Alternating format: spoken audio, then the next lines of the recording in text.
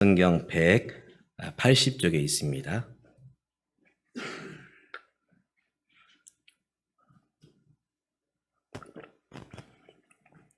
요한복음 19장 1절부터 9절, 제가 홀수절, 여러분 짝수절, 마지막 절 같이 읽겠습니다. 이에 빌라도가 예수를 데려다가 채찍질하더라. 군인들이 가시나무로 관을 엮어 그의 머리에 씌우고 자색옷을 입히고 앞에 가서 이르되 유대인의 왕이여 평안할지어다 하며 손으로 때리더라. 빌라도가 다시 밖에 나가 말하되 보라, 이 사람을 데리고 너희에게 나오나니 이는 내가 그에게서 아무 죄도 찾지 못할 것을 너희로 알게 하려 함이로라 하더라. 이에 예수께서 가시관을 쓰고 자색옷을 입고 나오시니 빌라도가 그들에게 말하되 보라, 이 사람이로다 하매 대제사장들과 아랫 사람들이 예수를 보고 소리질러 이르되 십자가에 못 박으소서, 십자가에 못 박으소서 하는지라. 빌라도가 이르되 너희가 친히 데려다가 십자가에 못 박으라. 나는 그에게서 죄를 찾지 못하였노라. 유대인들이 대답하되 우리에게 법이 있으니 그 법대로 하면 그가 당연히 죽을 것은 그가 자기를 하나님의 아들이라 함이니이다. 빌라도가 이 말을 듣고 더욱 두려워하여 같이 다시 관중에 들어가서 예수께 말하되 넌 어디로부터냐 하되 예수께서 대답하여 주지 아니하시는지라. 아멘. 요즘 정치하시는 대통령이나 또 그에 관계된 분들을 보면은 참 마음이 아픕니다. 이번 대선에서 참 그런 부분들이 확실하게 드러났지요. 도대체 어떤 후보를 대통령 이제 당선으로 세워야 될 것인가? 이 후보를 보면은 이런 점에서 참 아쉽고, 또 저 후보를 보면 또 저런 점에서 참 아쉽다.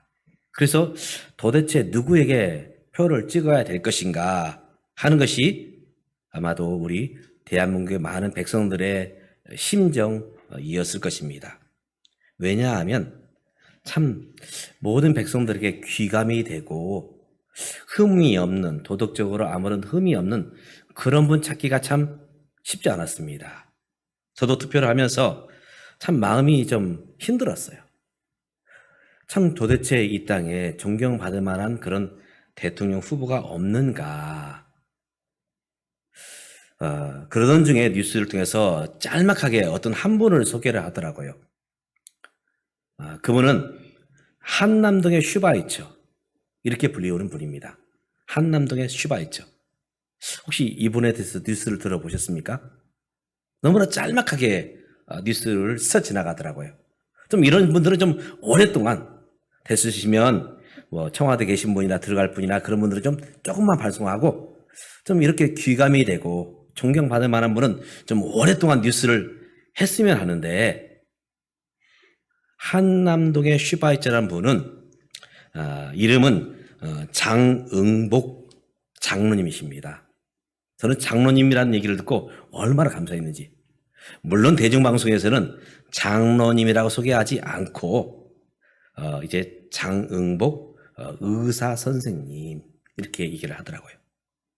이 장응복 장로님은 6.25 때 월남하셔서 이제 의사로서 작게 의원을 개원을 했습니다.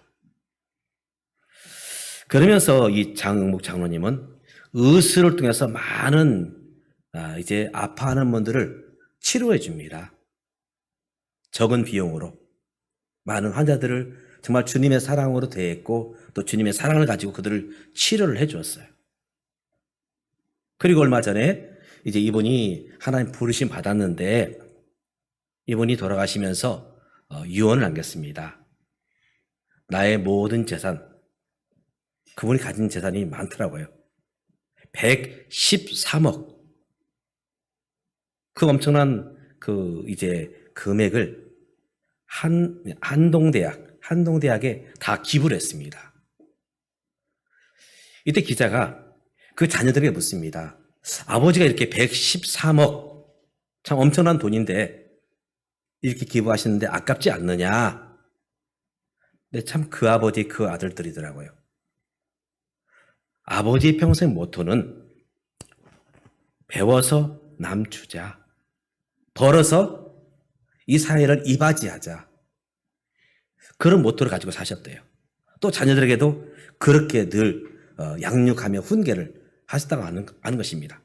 그러면서 정말 아버지는 저희에게도 참 귀감이 됩니다. 정말 훈훈한 소식이었어요. 장응복 장로님, 참 그분을 보면서 야, 아직도 우리가 본받을 만한 많은 믿음의 어른들이 계시는구나. 특별히 저는 장로님이라는 것에 대해서 감사했습니다. 참 요즘 교회나 또 교회 나가는 분들 속에 연약함 때문에 오히려 교회의 덕을 깨뜨리고 하나님의 영광을 가리운 뉴스들을 우리는 많이 듣고 보고 있습니다. 그런데 참 귀감이 되는 귀한 믿음의 어르신이다. 어떻게 그렇게 할 수 있었느냐? 이 장로님은 예수님을 단순히 지식으로 배운 것이 아니라 마음으로 배우셨고 몸으로 배우셨습니다. 그리고 이제 그러한 삶을 한평생 살아오셨지요. 오늘 저와 여러분이 바로 우리 주님을 바로 정말 우리의 마음으로 배우고 또 우리의 몸으로 나타낼 수 있기를 주님의 이름으로 축복합니다. 아멘. 오늘 말씀에 보면 이제 유대인들의 그 계략 가운데 예수님이 잡히시게 되고 빌라도 총독에게서 재판을 받으시게 됩니다.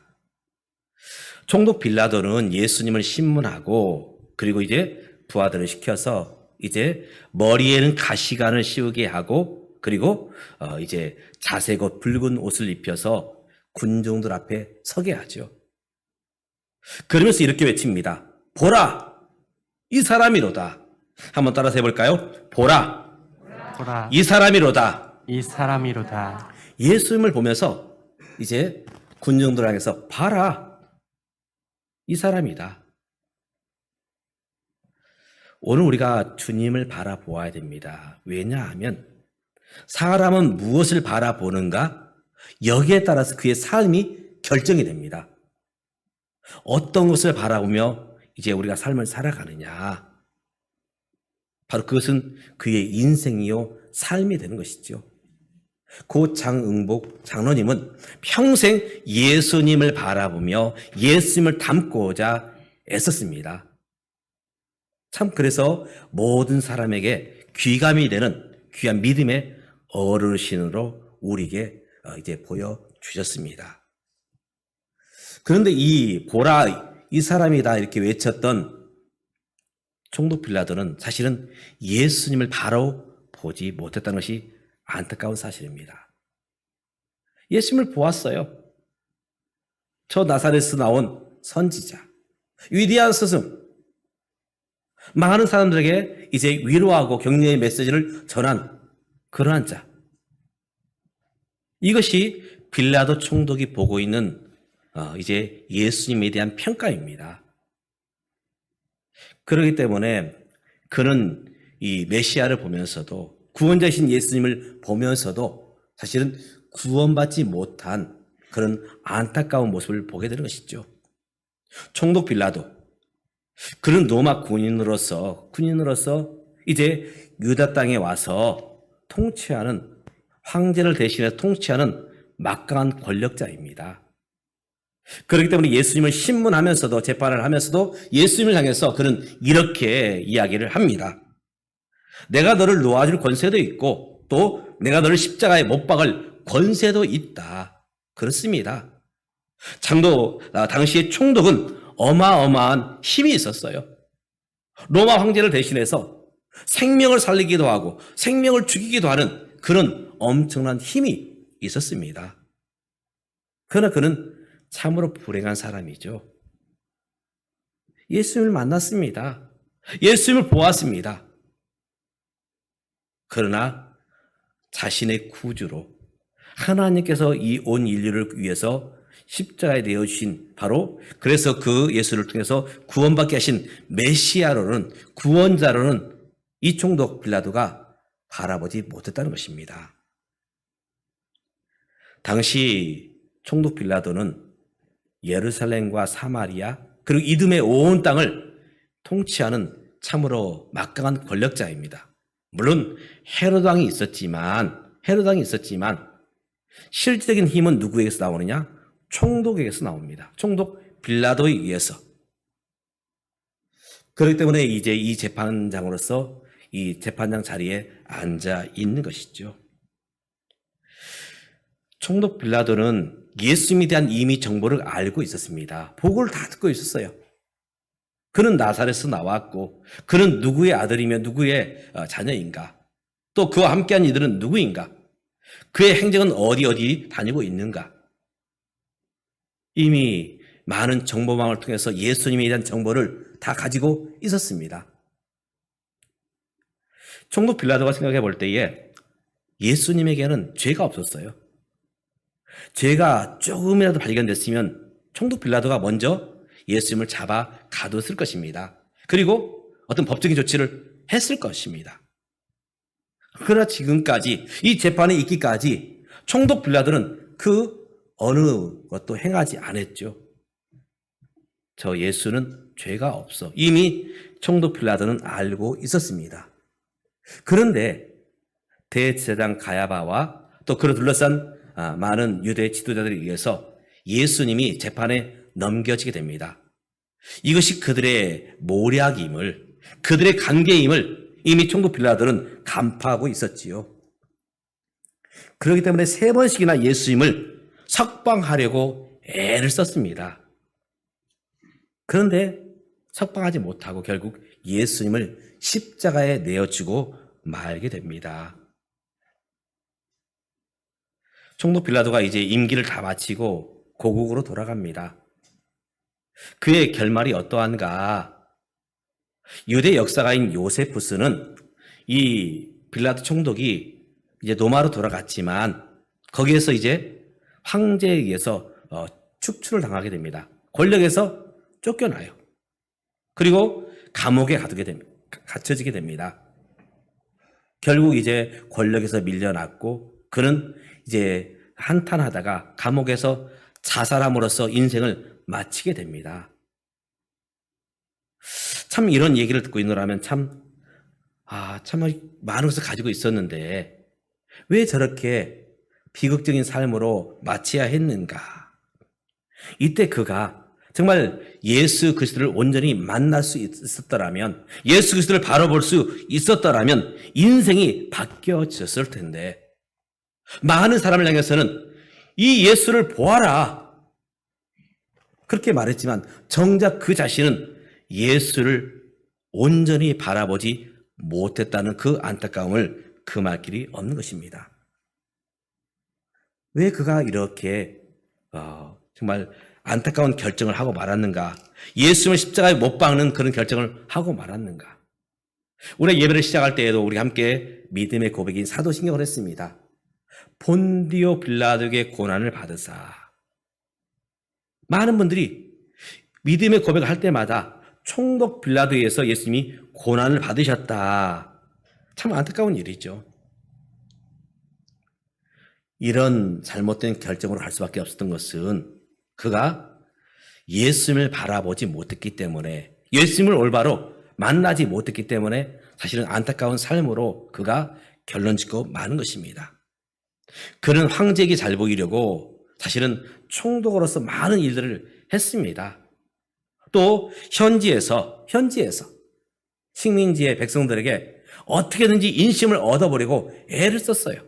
그래서 이제 이 유대 총독으로 와서도 이제 많은 수로를 건설하고 유대인들에게 관심을 얻기 위해서 노력을 했습니다. 그런데 결과적으로 그것은 다 허사가 되고 말았지요. 바로 그것은 그는 불의와 타협했기 때문입니다. 예수님을 놓아줄 힘이 그에게는 있었지요. 심지어 자기 부인이 여보 제가 간밤에 꿈을 꾸었는데 제발 이 예수에게는 상관하지 않았으면 좋겠다. 석방했으면 좋겠다. 아내의 이렇게 간곡한 부탁을 받았지만 그러나 예수님을 석방하지 못했습니다. 바로 그 이유는 무엇이냐? 그 권력의 끈을 놓지 않기 위해서 타협해야 했죠. 타협. 우리가 얼마든지 함께 가기 위해서는 타협을 할 필요가 있지요. 그러나 불의에 대해서는, 죄의 유혹에 대해서는 우린 단호해야 됩니다. 우리가 지금 수요일 날 창세기에서 요셉에 대해서 함께 나누고 있는데요. 야곱에게는 12 아들들이 있었습니다. 그런데 요셉의 형들은 가정 안에서 불의를 행합니다. 잘못된 그런 죄를 지어요. 보다 못한 요셉이 이건 아니다. 그래서 아버지 야곱에게 이야기를 합니다. 설령 미움을 받을지라도 가정을 살리기 위해서 아버지 야곱에게 이야기를 하죠. 결국 이것 때문에 요셉은 미운 털이 박히게 되고 결국은 형들에 의해서 종으로 팔리게 됩니다. 그때 요셉이 형들의 잘못을 눈감아 주었더라면, 타협했더라면 요셉은 형들에게 미움을 받지도 않고 종으로 팔리지도 않았을 것입니다. 예수 그리스도, 예수님이 불의와 당시 종교 지도자들과 타협을 했더라면 33살의 그 짧은 나이에 십자를 지는 그런 정말 안타까움은 없었을 것입니다. 그러나 우리 주님은 타협하지 않았습니다. 우리의 이 땅에 삶을 살아가면서 얼마든지 우리 이웃들과 가족들과 회사의 동료들과 함께 해야 됩니다. 협력해야 돼요. 그러나 불의에 대해서는 우리가 타협해서는 안 된다는 것입니다. 빌라도의 죄가 뭐냐? 빌라도의 죄는 바로 불의와 죄의 유혹과 타협하게 되었고 결국은 죄 없으신 예수님을 십자가에 못 박는 그런 우를 범하고 말지요. 바로 이것이 빌라도 총독이 잘못한 모습일 것입니다. 그가 예수님을 바라보면서 예수님을 메시아로 고백하고 구원자로 고백하면서 새로운 인생으로 출발했더라면 그의 남아있는 삶은 정말 복되고 아름다웠을 텐데 결국 이렇게 안타까운 결말로서 그의 삶은 마치게 되는 것입니다. 빌라도 총독, 자기 죄를 합리화합니다. 예수님을 십자가에 언도하면서 그는 이제 물을 떠다가 손을 씻습니다. 예수님을 십자가에 못 박는 것 나하고는 상관이 없다. 너희가 담당하라 하면서 당시 유대 지도자들에게 이야기합니다. 그러나 이미 총독 빌라도는 불의와 죄와 타협하고 말았죠. 오늘 우리가 예수 믿는 사람으로서 어디에 서야 될 것인가? 정치를 행하든 일터에서 일을 하든 또 가정에서 우리가 살아가든 어디에 있든지 우리는 예수 그리스도의 사람으로 예수님을 닮은 사람으로 서야 된다는 것입니다. 우린 사순절 기간을 보내고 있습니다. 이 사순절 기간에 우리는 누구를 바라보아야 되느냐? 예수님을 바라보아야 될 것입니다. 예수님을 따라가야 될 것입니다. 바로 이것이 사순절을 우리가 지나면서 지녀야 될 우리의 태도일 것입니다. 그저 주일날이면 예배 1시간 채우는 종교인으로 우리가 맞춰서는 안 될 것입니다. 정말 예수님을 바라보는 자, 예수님을 만난 자, 바로 그런 모습으로 설 때만이 주님을 바라보는 자로서 우리의 삶이 바로 세워지게 되는 것이죠.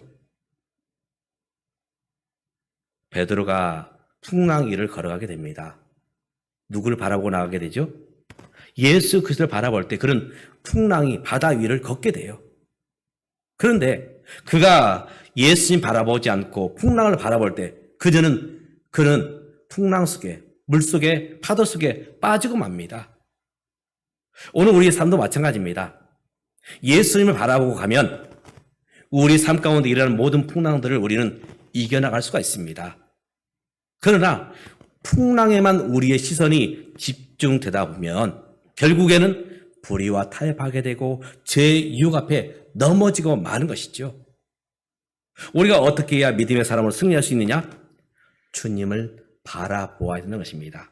바라볼 뿐만 아니라 주님을 따라가야 됩니다. 총독 빌라도 주님을 보긴 보았지만 주님을 따라가지는 아니었습니다. 오늘 이 땅에 많은 교회들이 있고 또 많은 믿음의 사람들이 있습니다. 왜 교회가, 왜 예수 믿는 사람들이 인정받지 못하느냐?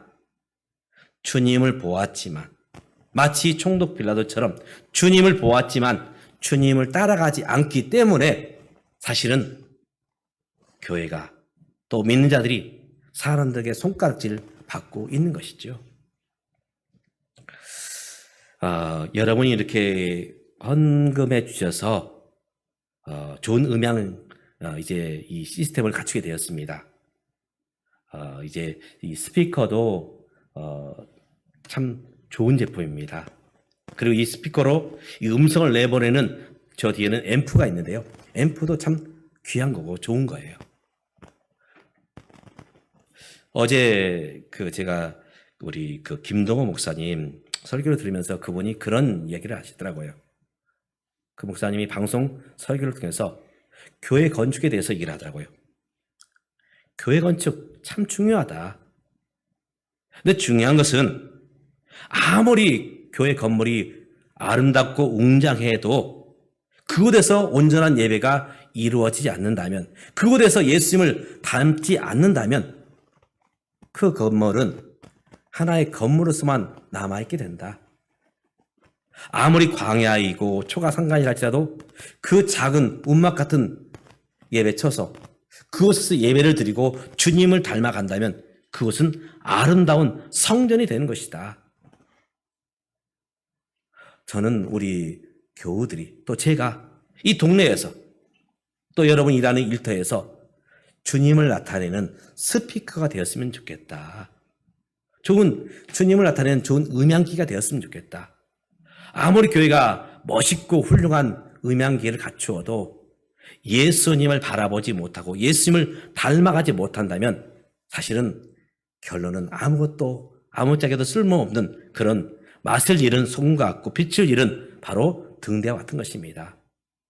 사랑하는 믿음의 가족 여러분, 40년을 보내면서 이 시간들 속에서 주님을 바라보고 또 주님을 바라볼 뿐만 아니라 주님을 따라가는, 그래서 서두에 소개했던 장응복 장로님처럼 많은 사람들에게 귀감이 되는 예수님을 보여주는 저와 여러분이 되시기를 주님의 이름으로 축복합니다. 기도하겠습니다.